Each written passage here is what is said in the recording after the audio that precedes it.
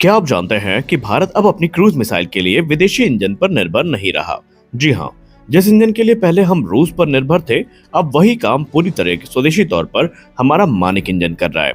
और सबसे बड़ी बात, अब इसे पूरी तरीके से असेंबल करके डिलीवर किया जाएगा। लेकिन ये बदलाव इतना बड़ा क्यों है और क्यों इससे भारत की ताकत काफी ज्यादा बढ़ जाएगी, आज हम सब कुछ आसान भाषा में समझेंगे। नमस्कार दोस्तों, आप देख रहे हैं INA हिंदी और इस वीडियो में हम पहले बात करेंगे Manik turbofan engine, BrahMos aerospace और भारत की बढ़ती मिसाइल ताकत के बारे में।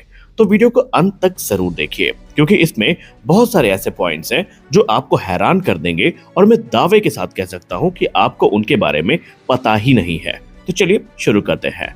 पहले हम समझते हैं कि मानिक इंजन क्या है। देखिए, मानिक एक स्मॉल टर्बोफैन इंजन है। खास तौर पर क्रूज मिसाइल के लिए ये बनाया गया है, जैसे कि भारत की निर्भय क्रूज मिसाइल हो गई।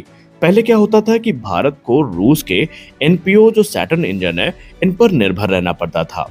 लेकिन अब भारत ने क्योंकि खुद का इंजन बना लिया है, तो डिजाइन भी अपना, प्रोडक्शन भी अपना और कंट्रोल भी अपना। और अब बात करते हैं इस इंजन के बारे में, थोड़ा जानते हैं कि ये इंजन कितना ताकतवर है। देखिए, थ्रस्ट की बात करें तो ये इंजन 4.25 से 4.5 किलोटन का थ्रस्ट जनरेट करता है और इसका वजन लगभग 100 किलोग्राम के आसपास है। डिजाइन की बात करें तो इसमें हमें ट्विन स्पूल टर्बोफैन डिजाइन देखने को मिलती है। इसका मतलब क्या है? यानी कि ये छोटा है लेकिन काफी एफिशिएंट है और इसमें लगा है FADEC यानी full authority digital engine control system, जो पूरी तरीके से डिजिटल कंट्रोल देता है। और सबसे खास फीचर तो ये है कि ये मिड एयर में स्टार्ट कैपेबिलिटी के साथ आता है। जी हाँ, इसको हवा में ही स्टार्ट किया जा सकता है, मतलब मिसाइल लॉन्च होने के बाद भी हवा में इंजन स्टार्ट हो सकता है। यह फीचर किसी भी क्रूज मिसाइल के लिए बहुत जरूरी होता है। अब यहाँ पर इसके प्रोडक्शन में एक बड़ा बदलाव आया है और यही है हमारी सबसे महत्वपूर्ण अपडेट। ब्रह्मोस एरोस्पेस अब तक 8 इंजन डिलीवर कर चुका है और कुल ऑर्डर जो है ये 25 इंजनों का है। लेकिन पहले क्या होता था कि इंजन किट के रूप में भेजे जाते थे और बाद में जब वो गैस टरबाइन एस्टैब्लिशमेंट की फैसिलिटी में पहुंचते थे तो फिर वहां पर उनको असेंबल किया जाता था।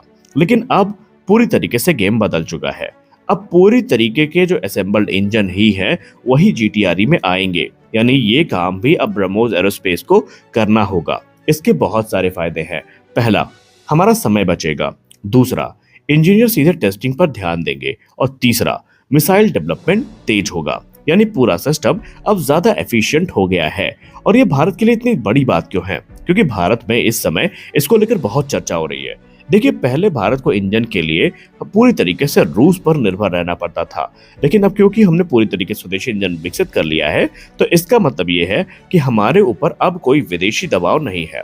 पूरी टेक्नोलॉजी भारत के पास है और भविष्य में और एडवांस मिसाइल बनाना हमारे लिए काफी आसान हो जाएगा। और यही है आत्मनिर्भर भारत की असली ताकत। और हमने भविष्य की तैयारी भी कर ली है। अभी के उत्पादन क्षमता की बात करें तो वह 12 इंजन प्रति वर्ष की है, लेकिन भविष्य में क्योंकि केरल में 180 एकड़ में एक नया प्लांट बनाया जा रहा है, तो इससे होगा क्या कि उत्पादन बढ़ेगा, इन ज्यादा इंजन बनेंगे और भविष्य में मिसाइल प्रोग्राम को सपोर्ट मिलेगा।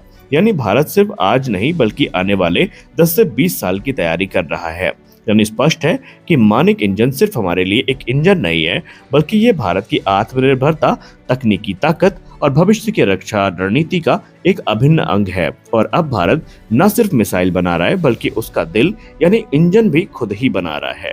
तो अब आइए बात कर लेते हैं आज की दूसरी बड़ी अपडेट पर, जिसने इस समय भारत के डिफेंस गलियारे में एक ऐसा हड़कंप मचा के रखा है कि इस समय लोग समझ नहीं पा रहे कि अचानक हुआ क्या। अब हम बात करेंगे भारतीय वायुसेना को मजबूत बनाने के लिए होने वाली शायद इतिहास की सबसे बड़ी डिफेंस डील के बारे में। हाल ही में एक जानकारी सामने आई है जहां पर भारत सरकार 2026-27 यानी इसी फाइनेंशियल ईयर में कई बड़े डिफेंस कॉन्ट्रैक्ट को फाइनलाइज करने की तैयारी में है।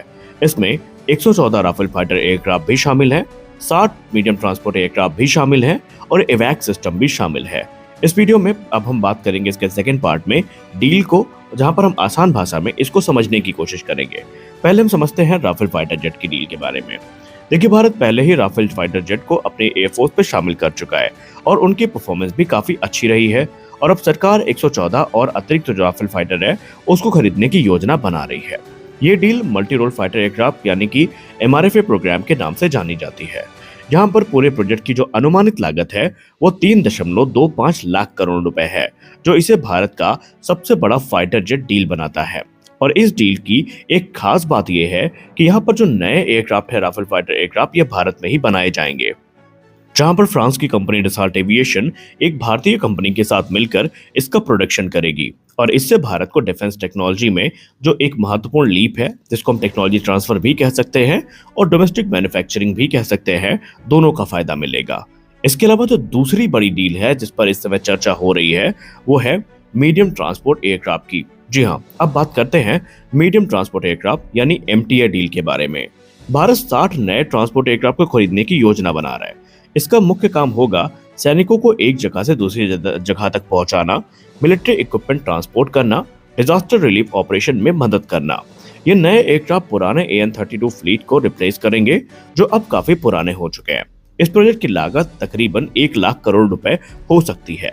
इस डील में कई इंटरनेशनल कंपनियां भी हिस्सा ले रही हैं, जैसे एयरबस अपने A400M एटलस के साथ पार्टिसिपेट कर रही है, लॉकहीड मार्टिन अपने C-130J सुपर हरक्यूलिस के साथ पार्टिसिपेट कर रही है, वहीं एम्ब्रेयर अपने C-390 मिलेनियम के साथ।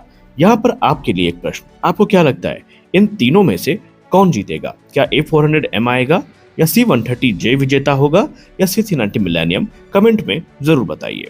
अब आइए बात कर लेते हैं एवैक सिस्टम के बारे में, क्योंकि इसी डील में एक और चीज संलग्न है, वो है एवैक सिस्टम यानी airborne early warning and control system. देखिए, एवैक का मतलब होता है, जैसे मैंने कहा कि airborne early warning and control, ये एयरक्राफ्ट हवा में उड़ते हुए एक रेडार की भूमिका निभाता है, या यूं कह ले रेडार की तरह काम करता है।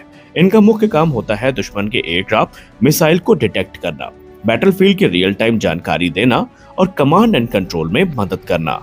ये सिस्टम मॉडर्न वॉरफेयर में बहुत महत्वपूर्ण माने जाते हैं, क्योंकि ये एयरफोर्स को बेहतर सिचुएशनल अवेयरनेस प्रदान करते हैं।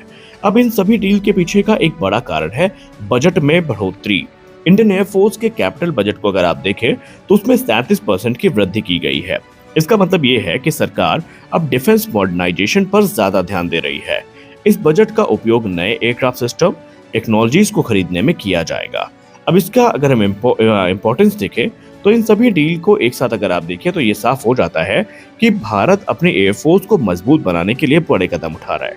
राफेल जेट इंडियन एयरफोर्स की कॉम्बैट कैपेबिलिटी बढ़ाएंगे, ट्रांसपोर्ट एयरक्राफ्ट लॉजिस्टिक को बेहतर बनाएंगे, वहीं एवैक सिस्टम सर्विलेंस और कोऑर्डिनेशन को मजबूत करेंगे। यानी इन तीनों का कॉम्बिनेशन किसी मॉडर्न एयरफोर्स के लिए बहुत जरूरी होता है। और ये भारत की आत्मनिर्भरता की जर्नी आत्मनिर्भरता की जर्नी के लिए आप कह सकते हैं ये काफी महत्वपूर्ण है। और इसी तरह भारतीय वायुसेना में जो इस समय directorate of aerospace and design है, उस नाम का एक विभाग बनाया गया है, जिसका उद्देश्य ही यही है नई टेक्नोलॉजीज को विकसित करना, इंडिजिनस डिफेंस सिस्टम को बढ़ावा देना और फ्यूचर वॉरफेयर के लिए तैयारी करना। अंत में ये कहा जा सकता है कि भारत आने वाले वर्षों में अपने एयरफोर्स को काफी मजबूत बनाने जा रहा है, और ये डील न सिर्फ हमारे मिलिट्री स्ट्रेंथ को बढ़ाएंगी बल्कि डिफेंस मैन्युफैक्चरिंग और टेक्नोलॉजी डेवलपमेंट को भी आगे ले जाएंगी। आपका इसको लेकर क्या कहना है? अगर आपको ये जानकारी उपयोगी लगी है तो हमारे चैनल को सब्सक्राइब करना मत भूलिए, वीडियो को लाइक करिए और शेयर करिए उन लोगों के साथ जो अभी तक इससे अवगत नहीं है। मिलता है अगले वीडियो में, तब तक के लिए जय हिंद।